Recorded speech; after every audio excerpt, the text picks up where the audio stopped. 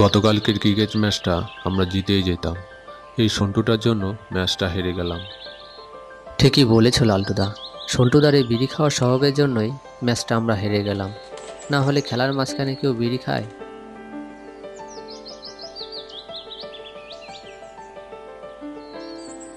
ওই তো বিড়ি খোর আসছে।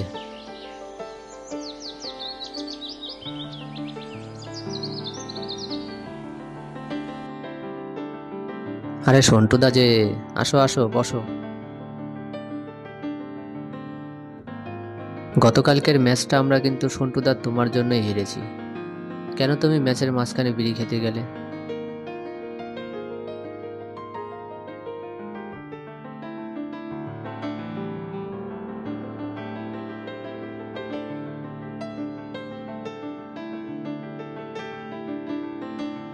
কি যেন বলছিলি তোরা? বলছিলাম যে তুমি এত বিড়ি খেয়ে কি মজা পাও?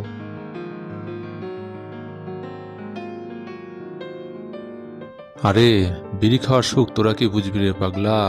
তোরা তো খাবি না, তাই তোদের বলে কোনো লাভ নেই।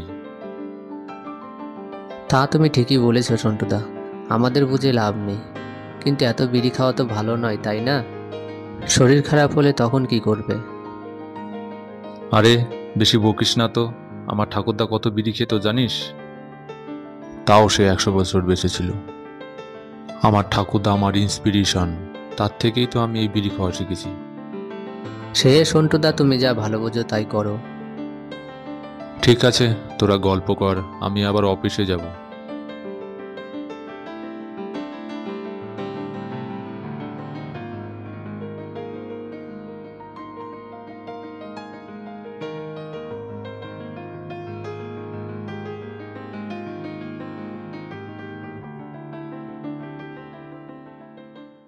আরে সন্টু বাবু, আপনাকে না আমি কতবার বলেছি অফিসের মধ্যে কখনো বিড়ি খাবেন না, তারপরেও আপনি বিড়ি খাচ্ছেন।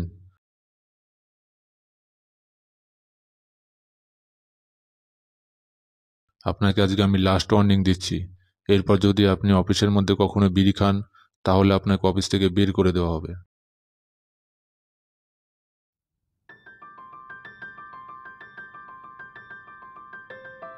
ওগো, তোমাকে কতবার বলেছি এত বিড়ি খেও না। তোমার কিছু হয়ে গেলে আমাদের কি হবে একবার ভেবে দেখেছো? বেশি বকো না তো, আমার কিচ্ছু হবে না। রাত হয়ে গেছে, এখন ঘুমিয়ে পড়। ওগো শুনছো? আমি অফিসে গেলাম। ঠিক আছে, সাবধানে যেও।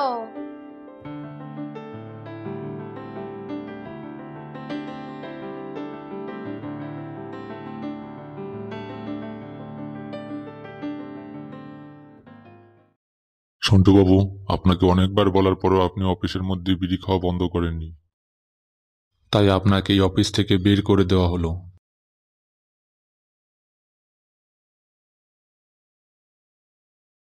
কি গো, তোমাকে নাকি চাকরি থেকে বের করে দিয়েছে? কতবার বলেছি এত বিড়ি খেও না। এখন ভালো হয়েছে।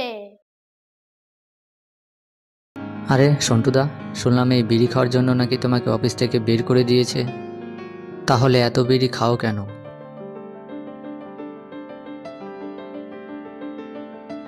আরে, চাকরি গেলে আর একটা চাকরি পাওয়া যাবে, কিন্তু এই সন্টু মুখার্জির বিড়ি খাওয়া বন্ধ হবে না, বুঝলি পাগলা?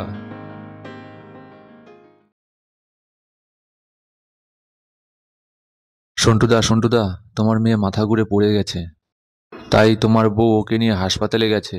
তুমিও তাড়াতাড়ি যাও। কি? আমি এক্ষুনি যাচ্ছি।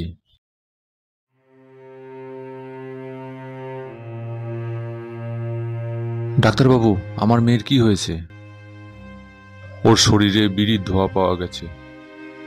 আপনার স্ত্রীর কাছে শুনলাম আপনি নাকি অনেক বিড়ি খান। আপনার বিড়ির ধোঁয়ার জন্যই কিন্তু আপনার মেয়ে অসুস্থ হয়ে পড়েছে। মেয়েকে সুস্থ রাখতে হলে কিন্তু আপনাকে বিড়ি খাওয়া বন্ধ করতে হবে। ঠিক আছে ডাক্তারবাবু, এখন থেকে আমি বিড়ি খাওয়া বন্ধ করে দেব। আরে সন্টুদা, তোমার মেয়ে এখন ঠিক আছে তো? হ্যাঁ, ঠিক আছে। এখন থেকে তাহলে তোমার বিড়ি খাওয়া বন্ধ হয়ে গেল, কি বলো সন্টুদা? আরে পাগলা, বিড়ি খাবো না বলেছি তাতে কি হয়েছে? এখন থেকে সিগারেট খাবো। হ্যাঁ